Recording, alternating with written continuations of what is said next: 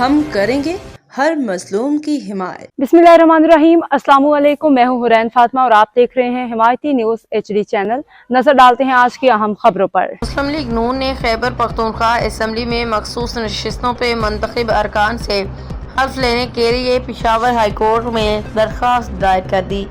Khyber Pakhtunkhwa assembly में मखसूस नशिस्तों पर हल्फ लेने में ताख़ीर के मामले पे मुस्लिम लीग नून के मखसूस नशिस्तों पर नामजद अरकान ने इलेक्शन कमीशन को ख़त अरसाल किया है। 6 ख़वातीन और एक अक़लियती रुकन ने ख़त में लिखा कि उनसे हल्फ लेने में ताख़ीरी हरबे इस्तेमाल किए जा रहे हैं।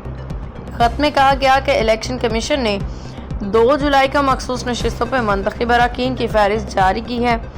1973 के आइन के तहत ऐवान में बैठने और वोट कास्ट करने के लिए हल्फ उठाना ज़रूरी है।